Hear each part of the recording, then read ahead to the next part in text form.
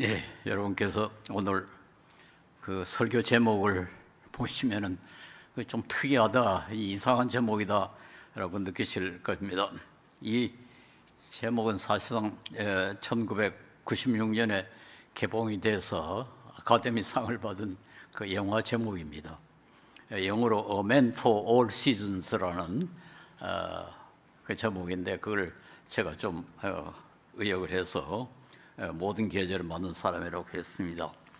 그 영화의 주인공은 토마스 모어라는 분인데요. 이분은 16세기에 영국의 수상이었고, 이제 그때 그 문예 부흥 시대인데 아주 뛰어난 인문주의자로 박학다식했습니다.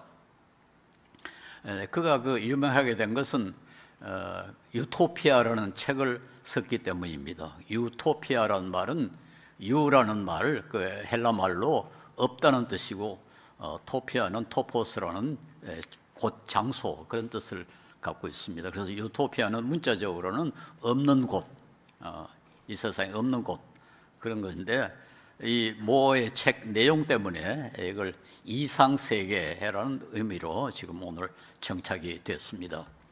그래서 거기서 요즘 무슨 테크노피아니, 뭐 디스토피아니 이런 말들이 다 만들어졌는데, 언어학적으로 말이 안 됩니다만은 단어란 건 뭐 사람들이 알아들으면 되는 거니까 그런 말이 요즘 유행하게 되었습니다. 어쨌든 이 모어가 또 그 영화에서 중요하게 영화 제목이 된 것은 그때 그 정치적인 상황 때문에 그렇습니다. 영국에 헨리 8세라는 분이 있었는데요. 본래는 형이 있었고, 그 형이 아서라는 형인데, 그러니까 왕세자였죠. 그런데 그가 그때 그 스페인의 아라곤이라는 나라의 공주와 결혼을 했습니다. 그 공주 이름이 이제 캐서린이라고 아주 유명한 여인인데요. 그 형이 죽자 뭐 정치인 이유로 또 무슨 그때 풍속에 따라서 그런지 모르지만 동생이 그 형수와 결혼을 했습니다. 그런데 그 왕이 된 헨리 8세가 그 부인을 그렇게 좋아하지를 않았어요.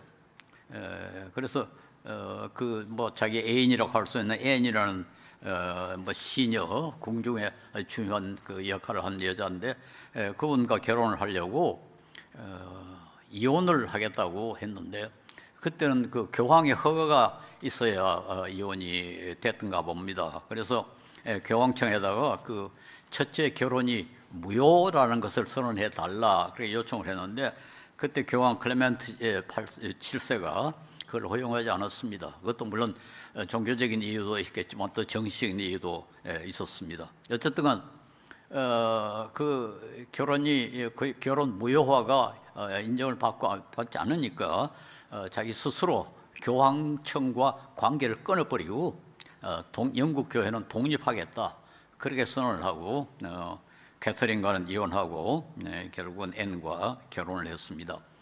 여기서 태어난 교회가 요즘 우리나라에서 말하는 성공회라는, 우리나라도 와 있죠, 처치 오브 잉글랜드라는 교회인데요. 그게 영국의 종교개혁의 시작입니다. 그러니까 영국의 종교개혁은 조금 이상한 그런 과정을 거쳐서 이루어졌죠. 그때 그 교회의 머리는 왕으로 돼 있었기 때문에 지금도 이 처치 오브 잉글랜드가 총회할 때는 엘리자베스 2세가 가서 개막 연설을 하고, 지금도 형식적으로는 여왕이 성공회의 그 머리로 그렇게 돼 있습니다.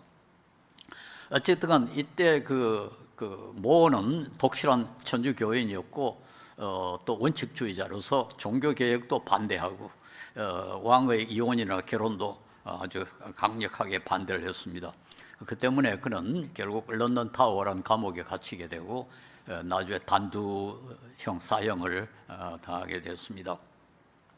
그때 모어와 동시대인이었던 그 휘팅톤이라는 분이 모어에 대해서 글을 썼는데, 글을 이렇게 별명이랄까요, 모든 계절에 맞는 사람이라 그렇게 불렀습니다. 거기서 영화 제목이 나왔습니다. A Man for All Seasons라고 되는데요.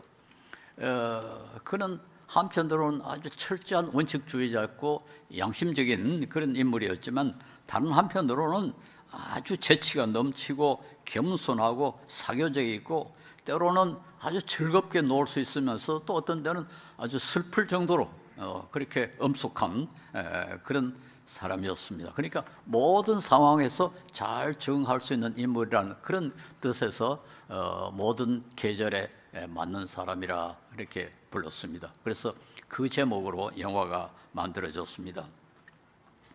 원칙과 양심을 지키기 위해서는 목숨을 내걸 정도로 그런 사람이지만 또 다른 면에서는 모든 상황에 잘 적응하는 그런 사람이라 그래서 그를 모든 계절에 맞는 사람이라 이렇게 했습니다.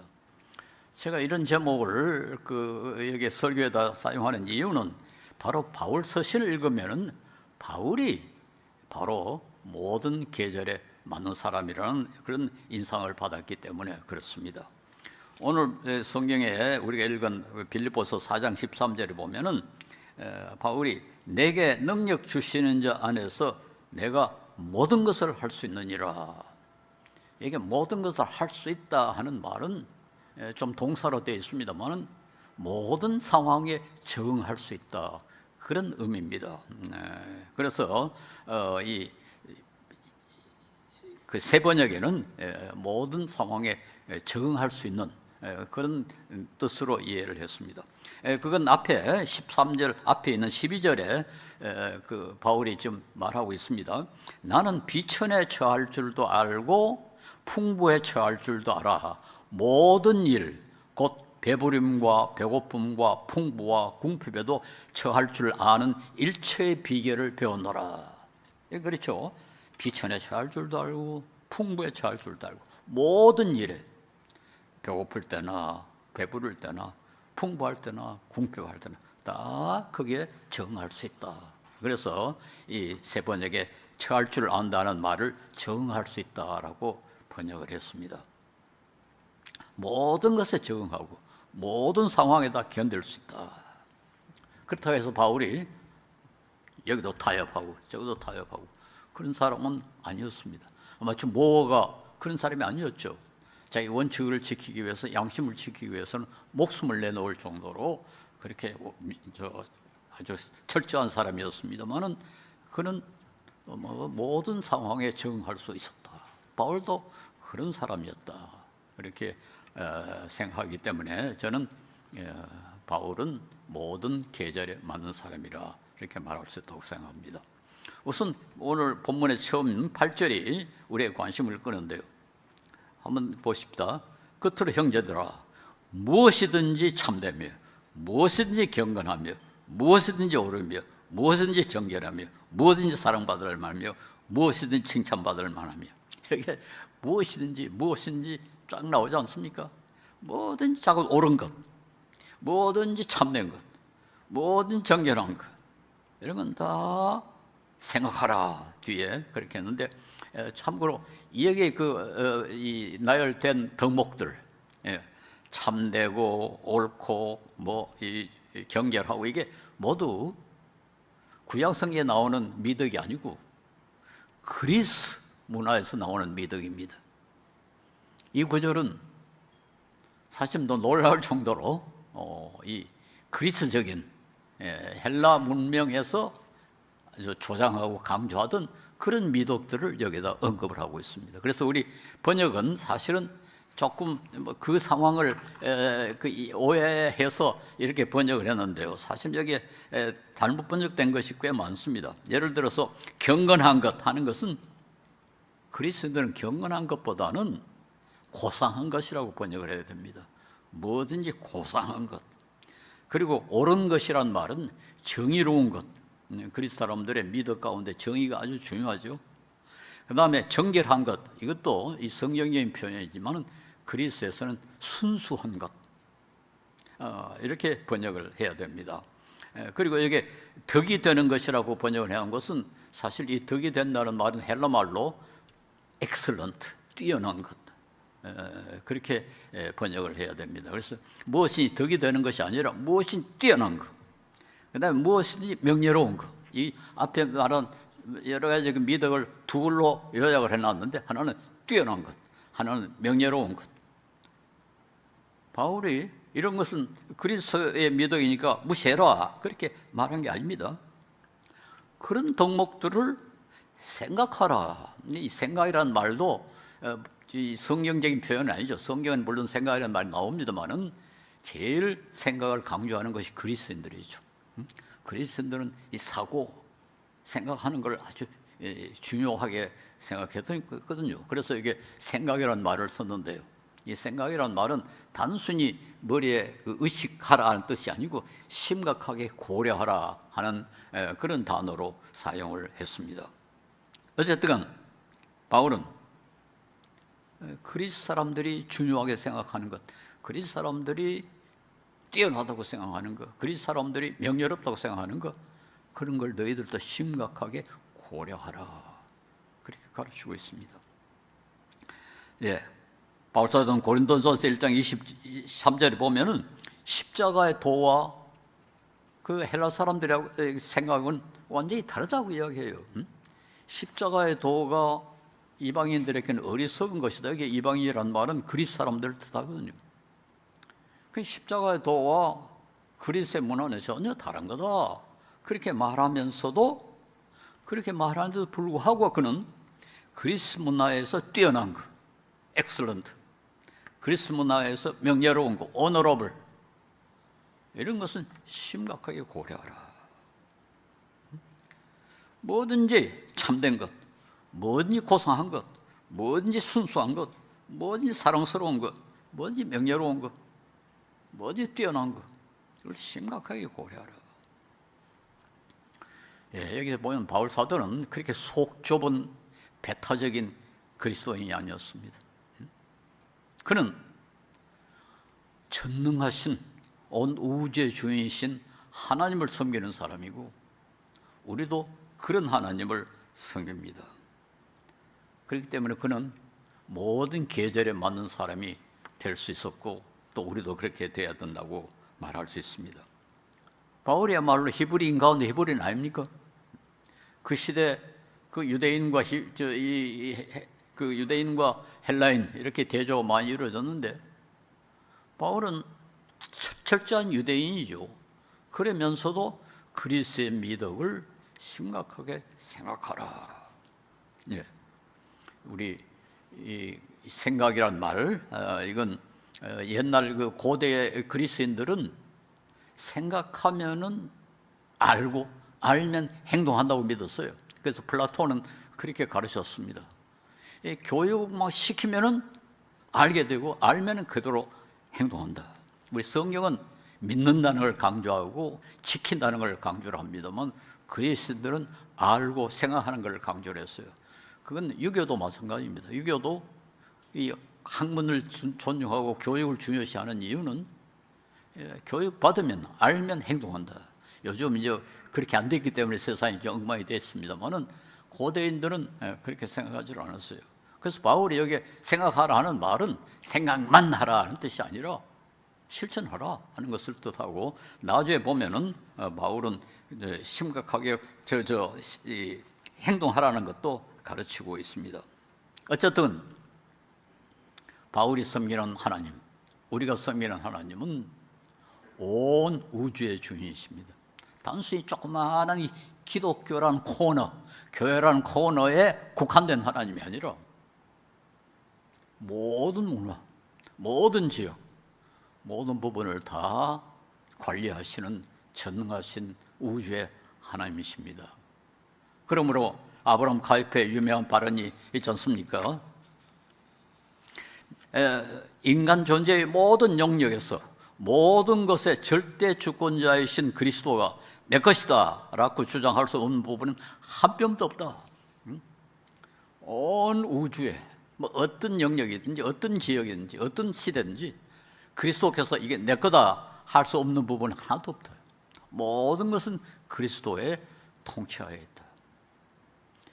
그리고 우리 장로교의 신학을 만들었다 할 그 칼뱅은, 만약에 플라톤이 올바른 말을 했다면 그것도 성령의 역사다. 중요하죠. 플라톤이 올바른 말을 했다면 그것도 성령의 역사다. 만약 아인슈타인이 진리를 말했다면 그것도 성령의 역사다. 피카소가 멋진 그림을 그렸다면 그것도 성령의 역사다. 우리 기독교 대학엔 이화여대 진선미 배지에 그런 걸 써놨잖아요. 모든 옳은 것, 모든 착한 것, 모든 아름다운 것, 그것도 하나님의 것이다. 그래서 바울 사도는 그야 그리스 문화에 있든 뭐 한국의 문화에 있든 어디에 있든 만약에 그게 참되면은, 그게 정의로우면, 그게 사랑스러우면, 그게 뛰어난다면, 그게 명예로우면 그것도 우리 것이다. 아주 폭넓은 사람이죠. 그래서 제가 그를 모든 계절에 맞는 사람이라 그렇게 부릅니다. 물론 이건 고대 그리스의 문화에만 국한될 필요가 없죠. 우리나라의 유교 혹은 불교 뭐 어디든지 우리가 봤을 때 야, 그거 참 멋지다. 정말로 정직하고 공정하고 점잖고 의젓하고 겸손하고 친절하고 그 사람들이 봤을 때 참 멋지다. 그러면 하나님의 역사라고 생각해야 됩니다. 그것도 하나님의 역사요, 성령의 역사요, 그건 그리스도의 통치하에 있다고 그렇게 봐야 됩니다. 저 우연히 읽었는데요. 이 세종 대왕 때 대사헌이라는 벼슬을 요즘 뭐 검찰총장에 해당합니다. 그리고 나중에 판서, 국방부 장관에 해당하는 그런 역할을 수행했던 정갑손이라는 분이 계셨는데요. 그 함길도 지금 함경도입니다. 함경도 관찰사, 도지사로 수고를 하셨는데 마침 한양에 서울에 볼 일이 있어가지고 서울에 온 뒤에 그거 없는 동안에 향시라는 것이 이루어져 지역 과거 시험입니다. 지역 과거 시험에 시험을 벌여가지고 그 정길손 셋째 아들이 오라는 셋째 아들이 장원급제를 했어요. 1등을 했어요. 그래서 서울에서 돌아와 보니까 자기 셋째 아들이 1등으로 합격을 했어요.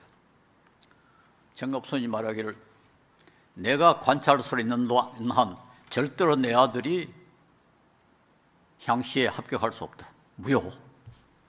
멋지지 않습니까? 멋지지 않습니까? 그래서 무효화시켰습니다. 그 아들이 뭐 의도적으로 갔는지 모르지만 자기 외가가 경상도에 있었는데 외가에 가서 거기서 마침 향시가 이루어져 가지고 거기서 향시를 봐서 또 자원급제했습니다. 그랬더니 향시에 합격해야 중앙에 하는 과거 시험에 응시할 수가 있었는데요. 그래서 중앙에 있는 과거 시험에 응시해 가지고 거기서도 1등으로 소위 장원급제를 했습니다. 그렇게 뛰어난 아들인데도 불구하고 자기가 관찰사로 있는 동안은 자기 아들이 절대로 합격할 수 없다. 멋지지 않습니까? 그게 바로 옳은 것이고 그게 바로 명예로운 것이고 그런 것이 바로 뛰어난 것입니다. 그래서 유교 문화에도 멋진 것이 있으면 그것도 하나님의 은혜다. 그렇게 봐야 됩니다. 제가 일생에서 참 직접 만나 뵙고 또 교제도 하고 어떤 일에 좀 사랑도 받은 분이 몇 분 계시는데요. 유명한 장기려 박사, 한경주 목사, 또 교단은 완전히 다릅니다만 신학도 다릅니다만 김정준 목사, 그리고 우리 교단의 한상동, 박윤순 이런 분들을 돌이켜보면은 물론 성경적인 미덕에도 손색이 없었지만은 유교적 미덕에도 전혀 부족함이 없었습니다. 누가 봐도 존경할 만한 그런 인물들이었습니다. 그러니까 우리 한국에도 만약에 멋진 것이 있다면, 뛰어난 것이 있다면, 아름다운 것이 있다면 하나님의 은혜다. 그리고 우리는 그걸 높이 인정할 줄 알아야 됩니다. 그것이 바로 바울이 드러낸 자신, 즉 모든 계절에 맞는 사람이라 그렇게 말할 수 있습니다.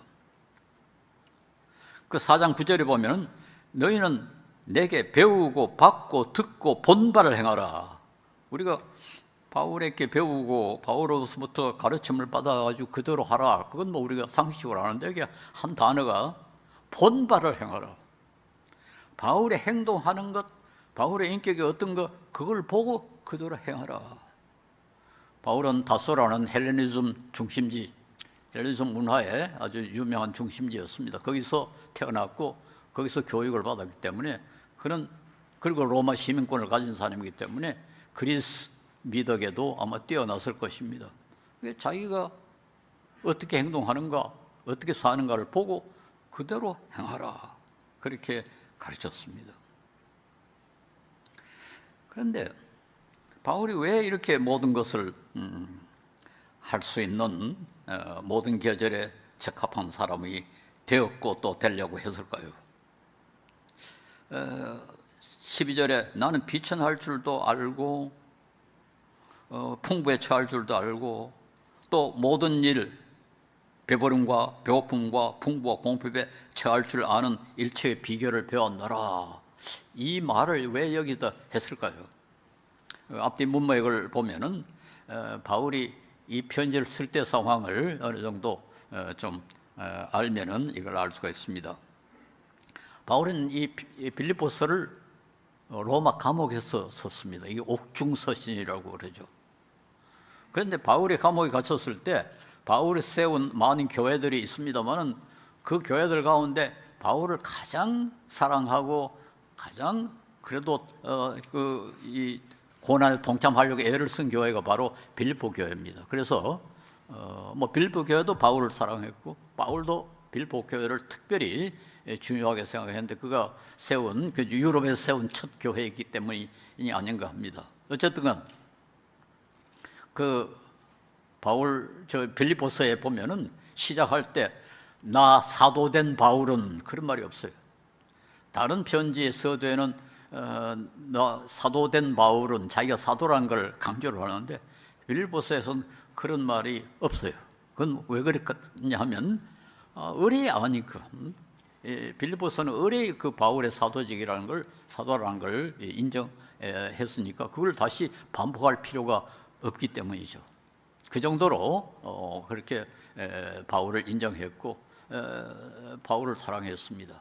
그래서 바울이 감옥에 들어갔을 때 빌립보 교회에서는 에바브로디도라는 사람, 성경에는 사자라고 되어 있는데 목사인지 장로인지 저는 잘 모르겠어요. 하여튼 빌립보 교회를 대표하는 사람을 그 먼 거리, 빌립보는 지금 거의 터키에 가까운 그리스 지역인데 거기서 로마까지 옛날에는 아주 먼 길이죠.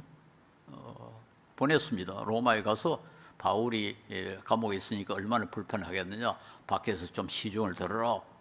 그리고 보낼 때 아마 돈이랑 쓸 물건을 같이 보낸 것 같습니다. 그래서 바울이 그걸 받고 감사하다는 편지를 써야 되겠죠. 그런데 감사 편지를 쓰려고 하니까 딜레마가 생겼습니다. 두 가지가 걱정이 되는 겁니다. 하나는 빌립보 교회가 그 편지를 받고 야, 바울도 돈 좋아하네, 응? 바울도 선물 좋아하네, 그렇게 오해할 수도 있고, 그렇지 않으면 바울이 얼마나 힘들었기에 우리가 보낸 그 조그마한 선물을, 조그마한 돈을 갖다가 그렇게 반겼을까, 우리가 더 보내야지, 그렇게 생각할 수도 있습니다. 어쨌든 이 두 가지 어느 것도 바울이 원하는 바가 아니었습니다. 그러니까 바울이 너희들 안 보내도 된다. 나는 어려운 상황에 처할 줄 다 잘 안다.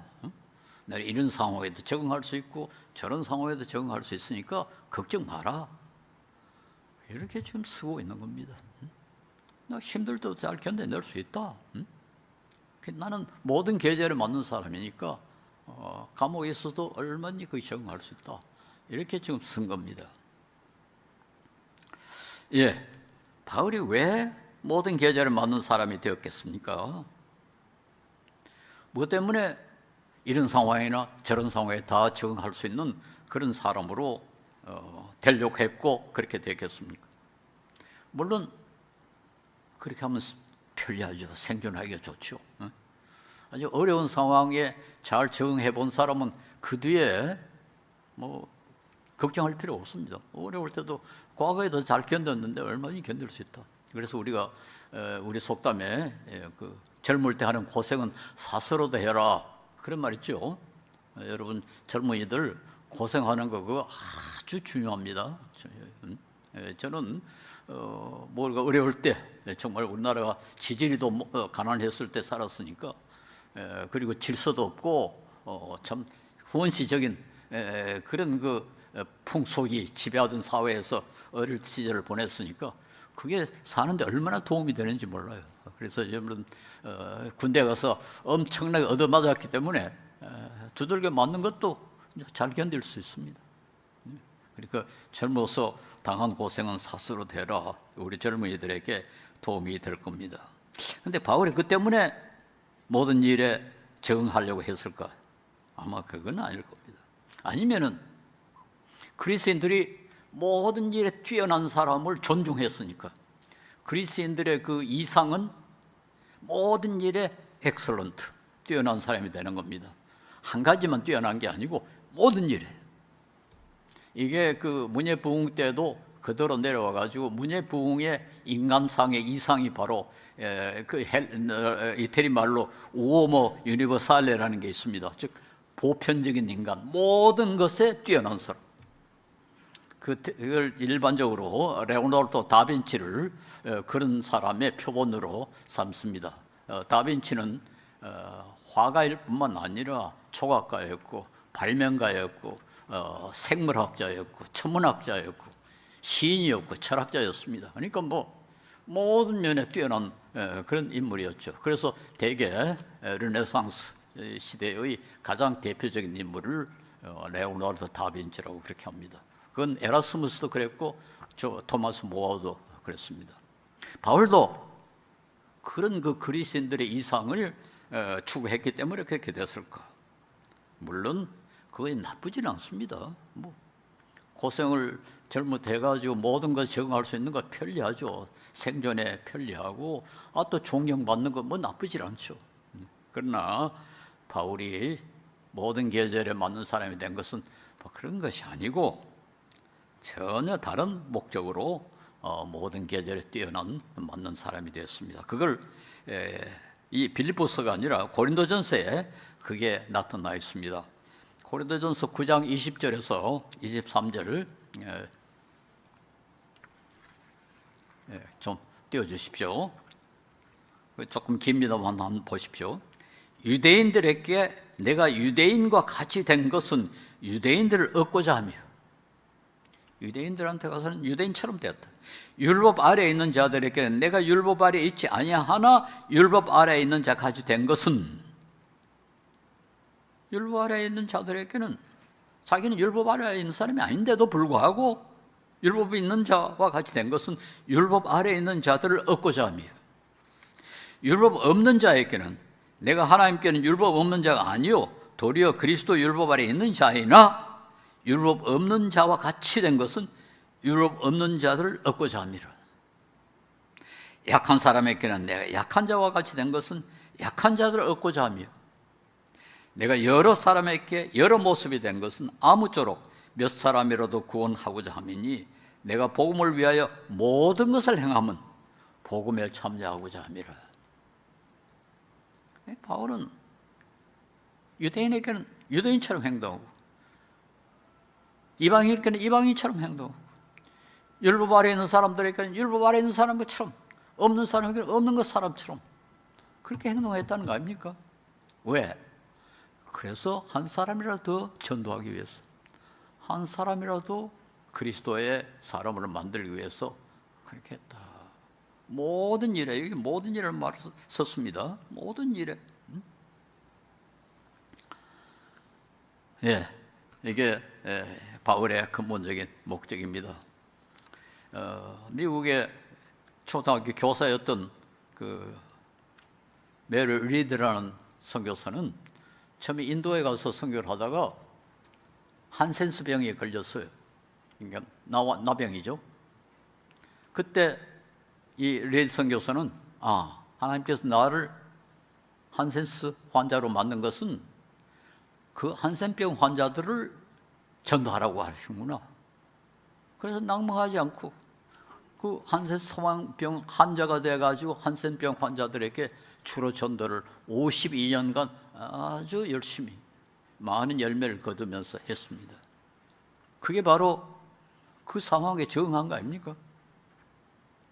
16세기의 가톨릭 선교사 자비어라는 사람은 스페인의 귀족이었습니다.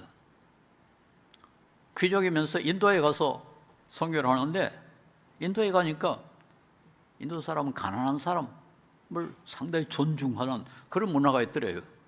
근데 자기는 귀족이면서 부자면서 거지 노릇을 했습니다. 거지처럼 그렇게 살았어요. 그렇게 전도를 했습니다. 그러다가 다시 일본으로 선교지를 옮겼는데, 일본에 가니까 가난한 사람 무시하고 돈 있는 사람, 지체 높은 사람을 또 존경하더래요. 그래서 또 자비에는 그때부터 자기는 귀족이다. 나중에 이 사람은 역시 나환자에게 전도하기 위해서 자기가 스스로 나환자가 됐습니다. 그래서 이 가톨릭 교회에서는 이분을 성자로, 그래서 지금도 세인트 자비아라고 부릅니다. 바울과 비슷하죠. 그런 상황에 적응해서 그 모든 계절에 맞는 사람이 된 것은 한 사람이라도 더 그리스도에게로 인도하기 위해서. 그래서 저는 장애인들, 장애인 운동을 제가 많이 합니다만, 장애인들에게 당신들의 임무는 장애인 전도입니다. 장애인이 장애인에게 전도해야 효과가 있다. 그렇게 강조를 합니다. 그런데 바울은 자기 자신만 모든 계절에 맞는 사람이 된 것이 아니라 우리도 그렇게 돼야 된다. 그렇게 가르치고 있습니다. 고린도전서 10장 31절에서 33절에 그런즉 너희가 먹든지 마시든지 무엇을 하든지 다 하나님의 영광을 위하여 하라. 유대인에게나 헬라인에게나 하나님의 교회나 거칠은 자가 되지 말고 나와 같이 모든 일에 모든 사람을 기쁘게 하여. 모든 일에 모든 사람을 기쁘게 하여. 거치는 자가 되지 말고. 거치는 자가 된다는 말은 뭐예요? 기분 나쁘게 하지 말고, 다른 사람 꼭 하는데 거슬려가지고 그 사람 기분 나쁘게 그렇게 걸리시는 사람이 되지 말고 자기와 같이 모든 일에 모든 사람을 기쁘게 하여 자신의 유익을 구하지 않냐고 많은 사람의 유익을 구하여 그들로 구원을 받게 하라. 같은 맥락이죠. 거치는 사람이 되지 말고 모든 사람을 기쁘게 하라. 제가 상당히 오래되었습니다만 어떤 꽤 알려진 우리 교회에서 꽤 활동을 많이 하는 장로 한 분을 만났는데, 그분하고 나하고는 아무 이해관계가 없었습니다. 그리고 그 만남도 우연히 만나서 전혀 이해관계가 없는 일인데, 한 5분 이야기하니까 속이 뒤집어져요. 저도 그렇게 성급한 사람이 아닌데 그분하고 이야기하니까 아무 이해관계 없네. 속이 뒤집어져요. 아주 참는다고 고생했습니다. 며칠 후에 그 장로를 아는 다른 장로를 만났는데, 그 아무 장로 며칠 전에 만났다면서. 그래요. 그렇습니다. 한 5분 이야기하니까 속이 안 뒤집어지더냐. 그래요. 그게 정말 그렇다고. 그 사람은 누구든지 만나면 한 5분만 지나면 속을 뒤집어 놓는다 그래요. 대단한 재주죠. 그것도 참 대단한 재주예요. 참 불쌍한 사람이죠. 불쌍한 사람이. 어떻게 하다가 장로가 되는지 모르지만 거치는 사람이 누구든지 만나면 사람 기분 나쁘게 만드는. 바울 사도가 여기서 뭘 합니까? 그런 사람 되지 마라. 그런 사람 되지 마라. 누구든지 사람을 기분 좋게 하라. 기쁘게 하라. 모든 일에 모든 사람을 기쁘게 하라. 그렇게 하려면 어떻게 해야 되느냐? 자기의 유익을 구하지 아니하고 많은 사람의 유익을 구해야 된다. 그러니까 자기 이익 구하니까 자꾸 다른 사람을 속을 새기는 거죠. 자기 경제적인 이익, 사회적인 이익, 자기 고집, 자기 정치적인 확신, 자기 주장, 대단하지도 않은 자기 주장, 그런 거 자꾸 내세우니까 다른 사람 기분 나쁘죠. 내가 그렇게 중요하냐? 웬만한 일이면 다 양보하고. 그러나 모처럼 바울 사도처럼 원칙적인 것은 절대로 양보하지 않고 목숨을 내걸고 그러나 그 외의 건 다 양보하고. 아니 뭐 내 주장이 뭐 그렇게 중요하냐? 내 이념이 뭐 그렇게 중요하냐? 내가 보수냐 진보가 뭐 그렇게 중요하냐? 그런 거 뭐 얼마든지 양보를. 그래서 모든 사람을 기쁘게 해서라. 그리고 모든 사람의 이익을 구하라. 그렇게 하면 전도가 되죠. 전도가 되죠. 그렇게 해서 하나님께 영광이 되게 하고 많은 사람을 구원받게 하라. 예. 그런데 13절에 보면은 내게 능력 주시는 자 안에서 내가 모든 것을 할 수 있느니라. 예, 이렇게 모든 계절에 맞는 사람이 되는 게 그렇게 쉽지 않죠. 근데 이건 하나님의 능력이라 해야 가능하다. 그렇습니다. 그래서 우리는 이런 능력이 있으면은 하나님께 감사해야 되고, 이런 능력이 없으면 이런 능력을 달라고 기도를 해야 되고. 그러나 바울 사도는 단순히 가만히 앉아가지고 하나님의 능력을 구할 것이 아니라 우리가 노력해야 된다고 또 가르칩니다. 그래서 고린도전서 9장 23절에서 25절에 바울은 이렇게 말합니다. 내가 복음을 위하여 모든 것을 행하면, 여기 다시 또 모든 것이라는 거죠. 복음을 위하여 모든 것을 행하면 복음에 참여하고자 합니다. 운동장에서 다름질하는 사람이 다 달릴지라도 오직 상을 받는 사람은 한 사람인 줄을 너희가 알지 못하느냐? 너희도 상을 받도록 이와 같이 다름질하라. 이기기를 다투는 자마다 모든 일에 절제하나니 그들은 석을 승자의 관을 얻고자 하되 우리는 섞지 아니할 것을 얻고자 하니라. 다름질해야 한다. 가만히 앉아가지고 능력이 생기느냐? 다름질하라. 그 말은 노력하라 그 말이죠. 운동선수가 훌륭한 선수가 되려면은 가만히 앉아도 됩니까? 정말 힘든 훈련을 해야죠. 그 훌륭한 축구 선수, 뭐 요즘 우리나라에 뭐 그 유명한 우리 손씨 축구 선수 있잖아요. 그 사람이 뭐 우연히 그렇게 됐습니까? 가만히 누워 있었는데 뭐 그런 선수가 되었습니까? 엄청난 피나는 훈련을 하죠. 그러니까 그런 선수가 되는 거죠. 우리 보고도 그렇게 하라고 그랬어요. 근데 그 방법 가운데 하나가 절제하라는지. 절제라는 건 뭡니까? 하고 싶은 거 안 하는 게 절제죠. 하기 싫은 거 하는 게 절제죠. 그래서 내 이익을 챙기고 싶은 생각이 모든 사람에게 다 있죠. 내 고집 세우려는 거 다 있죠. 내 주장 내 세우려는 거, 내 자랑하는 거 다 모든 사람에게 다 그렇게 하고 싶습니다. 억지. 그래야 이런 능력이 생겨난다. 그래서 27절에 보면 우리 몸을 쳐서 복종하게 막 때려가면서, 말을 안 들으면 때려가면서 말 듣도록 해야 되는 것처럼 우리 몸을 때려가면서 절제하라 그렇게 가르칩니다. 그래서 이런 능력, 모든 계절에 맞는 사람이 되는 것은 하나님의 주시는 능력 안에서만 가능하지만은 그 능력을 얻기 위해서 우리는 기도할 뿐만 아니라 우리 자신이 절제하면서 노력해야 됩니다. 제가 이 소리를 안 해야 될 건데 설교의 목적을 위해서 하겠습니다만, 제가 최근에 그 장애인들, 특별히 아프리카처럼 가난한 나라의 장애인들을 권익을 위해서 쓰라고 제가 13억 원을 기부를 했습니다. 이 13억 원 저한테 큰 돈입니다. 이거 내가 투기를 하거나 무슨 증권을 하거나 뭐 복권 타서 한 게 아닙니다. 지난 50년간 아낀 겁니다. 아낀 겁니다. 쓰고 싶은 거 안 쓰고, 먹고 싶은 거 안 먹고, 가고 싶은 거 안 가고. 지난 50년간 저는 휴가라는 걸 한 번도 가본 일이 없고, 큰 좋은 식당에 가서 음식 사 먹은 일이 없고, 물 아끼고 전기 아끼고, 지금도 자기 전에 방망이 남자 다 전기 코드 다 뽑고, 종이 항상 이 이면지 전부 문서, 공식 문서 이외에는 전부 이면지 쓰고, 컴퓨터 조금만 그 쉴 때도 다 끄고 지독하게 아낍니다. 지독하게.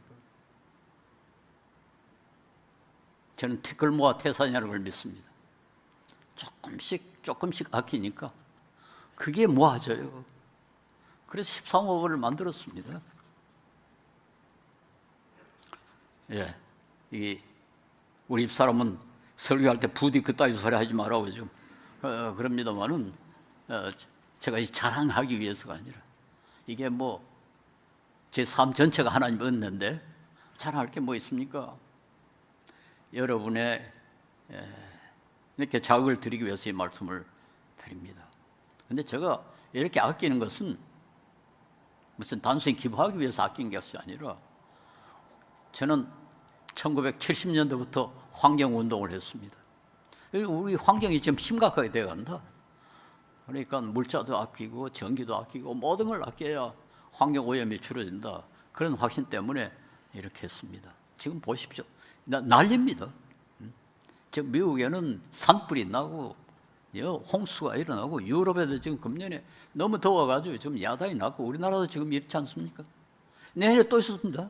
지금 계속 될 겁니다. 우리가 잘못해서 이렇게 만들어 놨습니다.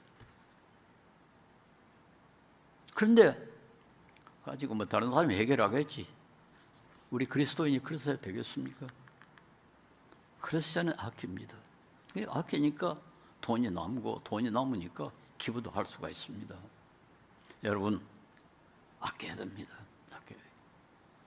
돈 때문에 아끼라는 게 아니라 이웃을 위해서 더 많은 사람의 유익을 위해서 자기 자신의 편리를 추구하지 말고 나를 기쁘게 하지 말고 더 많은 사람의 이익을 위해서 자신의 이익을 포기할 줄 알아야 되는 그게 바로 바울 사도가 말하는 보여준 모든 계절에 맞는 사람이라 그렇게 말할 수 있습니다. 그런데 이 편지를 빌립보 교인들이 받아보고는 그 다음에 어떻게 인상을 받을 수 있을까요? 아니 우리 괜히 돈 보냈네. 응? 아니 바울은 뭐 우리 돈 안 보내도 얼마인지 다 살 수가 있는데 괜히 보냈네. 그렇게 생각할 수 있잖아요. 우리가 헌일했네. 근데 그건 또 바울이 원하는 바가 아니지 않습니까? 응? 바울은 그렇게 무리한 사람이 아니었습니다. 참 위대한 하나님의 나라를 위해서 큰 일을 도모하는 바울이지만 지극히 작은 일에도 다른 사람을 마음 상하지 않게 하기 위해서 다른 사람의 은혜를 잊지 않기 위해서 14절에 그러나 너희가 내 괴로움에 함께 참여하였으니 잘하였도다. 너 참 그래도 참 잘했다. 나는 도움이 필요 없지만은 그러나 여러분이 한 것은 참 잘했다. 하나님 앞에서 옳은 일이다. 그렇게 또 감사, 그를 위로합니다. 이게 바로 모든 계절에 맞는 사람의 특징입니다. 나는 뭐 위대한 일을 하는데 뭐 째째하게 뭐 세세한 콜콜한 예의체이고 그럴 때가 되냐 체면처리고 그렇게 돼 있느냐? 바울은 그렇지 않죠. 그렇지 않죠. 그 고린도 저희 빌립보 교회의 교인들의 그 아주 참 사랑하는 마음, 그것에 대해서는 또 정당한 보상을 하는 것이 필요하고 예의를 지키는 것이 필요하다고 해서 그 말을 거기다 보탭니다. 다른 사람의 기분도 살필 줄 아는 그런 모든 계절에 맞는 그런 사람이 바울이었고 우리도 이 바울처럼 그리고 모아처럼 그리고 장기래나 한경직 목사 같은 사람처럼 모든 계절에 맞는 사람이 되려고 우리 노력을 해야 될 겁니다. 마침 오늘 주보를 보니까 여기 그 시를 하나 우리 김 목사님이 인용을 했는데 미야제와 겐지라는 사람의 시를 여기다 언급을 했는데 우연히 읽어보니까 저의 그 설교 내용하고 너무 비슷해요. 여러분 집에 가서 한번 읽어보시기 바랍니다. 우리 김 목사님이 아주 좋아하는 그런 시라고 그럽니다. 기도하겠습니다. 거룩하신 주님, 우리같이 쓸모없고 보잘것없는 것들을 주님께서 택하여 주셔서 주님의 거룩한 백성이 되게 하시고 주님의 소중한 사랑을 받게 하시고 이 위대한 말씀 우리에게 허락하심 감사하고 감사를 드립니다. 주님이여, 주님의 능력으로 우리가 모든 계절을 맞는 사람이 되게 하옵소서. 우리의 힘으로는 될 수가 없습니다. 주님께서 능력 주셔야 됩니다. 주시옵소서. 우리가 절제할 수 있는 능력도 주님께서 허락하여 주시옵소서. 당신의 귀한 이 백성들 축복하여 주셔서 모든 계절에 맞는 사람이 되어서 주님의 영광을 드러내고 많은 영혼을 주님께 이끌 수 있도록 축복해 주시옵소서. 예수님 이름으로 기도합니다. 아멘.